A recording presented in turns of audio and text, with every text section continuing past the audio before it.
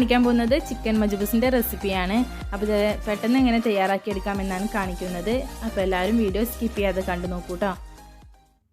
അപ്പോൾ ഇതിനായിട്ടൊരു പാൻ എടുത്തിട്ടുണ്ട്. അതിലേക്ക് ഒരു 4 ടേബിൾ സ്പൂൺ ഗീ ഒഴിച്ചെടുക്കുക.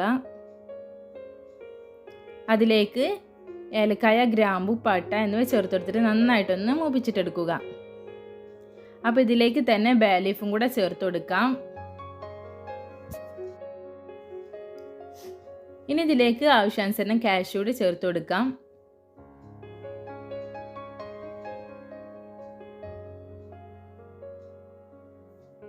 പിന്നീട് ഒരു 4-5 പച്ചമുളകും കൂടി ചേർത്ത് കൊടുക്കാം. പച്ചമുളക് ചേർത്ത് കൊടുക്കുമ്പോൾ അതിൻ്റെ നടുവൊന്ന് കീറിയിട്ട് ചേർത്ത് കൊടുക്കാം കേട്ടോ. എങ്കിൽ അതിൻ്റെ ഒരു കറക്റ്റായിട്ട് നമ്മൾ ചോറിലേക്ക് കിട്ടുകയുള്ളൂ. ശേഷം 2 ബ്ലാക്ക് ലെമണും കൂടെ ചേർത്ത് കൊടുക്കാം. പിന്നീട് ആവശ്യമായിട്ടുള്ളത് ഒരു 4 സവോള ചെറുതായിട്ട് അരിഞ്ഞെടുത്തതാണ്. അതും കൂടെ ചേർത്ത് കൊടുത്തിട്ട് നന്നായിട്ടൊന്ന് വഴറ്റി കൊടുക്കുക. അപ്പോൾ ഗോൾഡൻ ബ്രൗൺ നിറമാവേണ്ട ആവശ്യമൊന്നുമില്ല കേട്ടോ, ഒന്ന് വഴഞ്ഞ് കിട്ടിയാൽ മതി.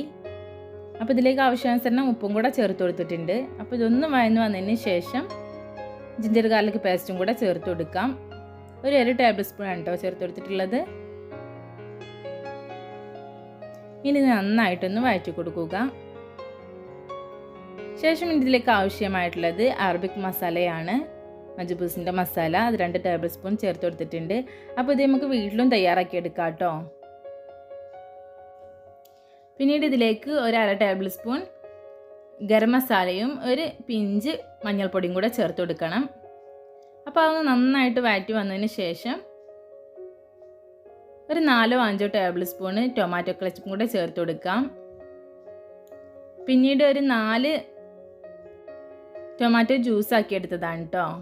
അപ്പോൾ അതും കൂടെ ചേർത്ത് കൊടുത്തിട്ട് നന്നായിട്ടൊന്ന് മിക്സ് ചെയ്തെടുക്കുക.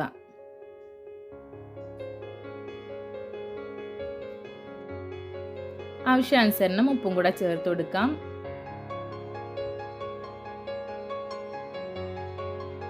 ഇനി ഇതിലേക്ക് നമുക്ക് ആവശ്യാനുസരണം ചിക്കനും കൂടെ ചേർത്ത് കൊടുക്കാം കേട്ടോ. അപ്പോൾ ചിക്കന് കൂടുതൽ ഇതിലേക്ക് ചേർത്ത് കൊടുക്കേണ്ട ആവശ്യമില്ല. അപ്പോൾ നമ്മൾ പൊരിച്ചിട്ട് വേറെ തയ്യാറാക്കുന്നുണ്ട്.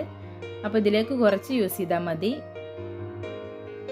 ഇനി നന്നായിട്ടൊന്ന് ഈ ഗ്രേവിയൊക്കെ ഈ ചിക്കനിലൊന്ന് പിടിക്കുന്നത് വരെ നന്നായിട്ടൊന്ന് കുക്ക് ചെയ്തിട്ടെടുക്കാം കേട്ടോ. ശേഷം വേണം വെള്ളം ഒഴിച്ച് കൊടുക്കാനായിട്ട്.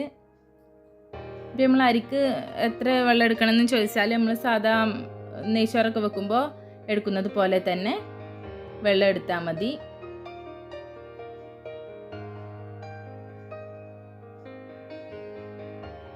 എത്രയാണ് നമ്മൾ അരി എടുക്കുന്നത് അതിൻ്റെ ഇരട്ടിക്ക് വെള്ളം എടുക്കുക. അപ്പോൾ എന്നിട്ടൊന്ന് ടേസ്റ്റ് ചെയ്ത് നോക്കുക കേട്ടോ. ഉപ്പ് എന്തെങ്കിലും കുറവുണ്ടെങ്കിൽ അത് ചേർത്ത് കൊടുക്കാം. അപ്പം ഈ ചിക്കൻ ഇതിൽ നിന്ന് കോരിയെടുത്തതിന് ശേഷം ഇതൊന്ന് നന്നായിട്ട് വെന്തതിന് ശേഷം കോരിയെടുത്തതിന് ശേഷം ഫ്രൈ ചെയ്തിട്ട് മറ്റേതിൻ്റെ ഒപ്പം യൂസ് ചെയ്യാം കേട്ടോ. അതല്ല ഇതിൻ്റെ ഒപ്പം കൂടെ തന്നെ ഇട്ടിട്ട് വേവിച്ചെടുത്താലും കുഴപ്പമില്ല. ഞാൻ ചോറിലിട്ടിട്ട് തന്നെ കുറച്ച് വേവിച്ചെടുക്കുന്നുണ്ട്. ഇനി നന്നായിട്ടൊന്ന് തിളച്ചിട്ട് വരട്ടെ. അപ്പോഴേക്കും നമുക്ക് കുറച്ച് ചിക്കൻ എടുത്തിട്ട് ഒന്ന് ഫ്രൈ ചെയ്യാനായിട്ട് വെക്കാം.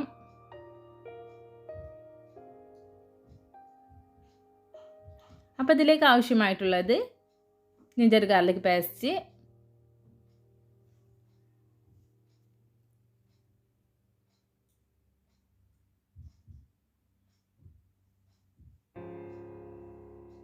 അതുപോലെ തന്നെ ആ മസാല കൂടെ ചേർത്ത് കൊടുത്തിട്ടുണ്ട്. ചിക്കൻ മജ്ബൂസിൻ്റെ മസാല കൂടെ കുറച്ച് ചേർത്ത് കൊടുത്തിട്ടുണ്ട്.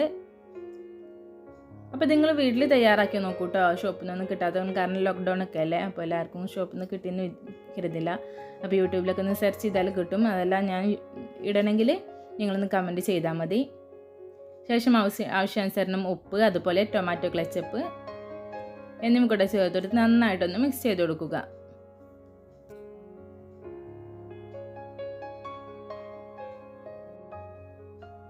പിന്നീട് ഇതിലേക്ക് ഞാൻ ഒരു ചിക്കൻ മാഗി ക്യൂബും അതുപോലെ തന്നെ കുറച്ച് മഞ്ഞൾപ്പൊടിയും കൂടെ ചേർത്ത് കൊടുത്തിട്ടുണ്ട് കേട്ടോ. അപ്പോൾ എന്നിട്ട് നന്നായിട്ടൊന്ന് മിക്സ് ചെയ്ത് കൊടുക്കുക. അപ്പോൾ അത് കണ്ടില്ല, നന്നായിട്ട് മിക്സ് ചെയ്തെടുത്തിട്ടുണ്ട്. ഇത് കുറച്ച് നേരം റെസ്റ്റ് ചെയ്യാനായിട്ട് മാറ്റി കൊടുക്കാം.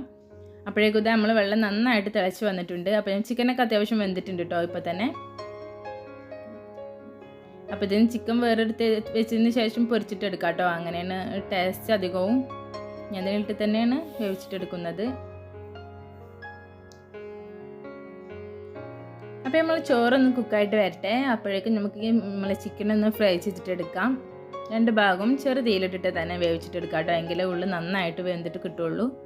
അപ്പം ഇതാ നമ്മളെ ചിക്കൻ ഫ്രൈയും റെഡി ആയിട്ടുണ്ട്, അതുപോലെ തന്നെ ചോറും റെഡി ആയിട്ടുണ്ട്. അപ്പോൾ ഇതിലുള്ള ചിക്കനൊക്കെ നന്നായിട്ടൊന്ന് ഉടഞ്ഞു കിട്ടുന്ന രീതിക്കായിരിക്കണം കേട്ടോ. ചിക്കൻ നന്നായിട്ട് വെന്തതിന് ശേഷം വേണം വെള്ളം ഒഴിച്ചെടുക്കാനായിട്ട്. ഇനി നമുക്കിതൊന്ന് സെർവിങ് ബൗളിലേക്ക് മാറ്റി കൊടുക്കാം. അപ്പോൾ ഇന്നത്തെ റെസിപ്പി എല്ലാവർക്കും ഇഷ്ടപ്പെട്ടെന്ന് വിചാരിക്കുന്നു. ഇഷ്ടപ്പെട്ടാൽ ലൈക്ക് ചെയ്യാനും കമൻറ്റ് ചെയ്യാനും സബ്സ്ക്രൈബ് ചെയ്യാത്തവരുണ്ടെങ്കിൽ സബ്സ്ക്രൈബ് ചെയ്യാനും മറക്കരുത്. അപ്പോൾ എല്ലാവരും വീട്ടിൽ സേഫായിട്ടിരിക്കുക. Thank you for watching. Thank U.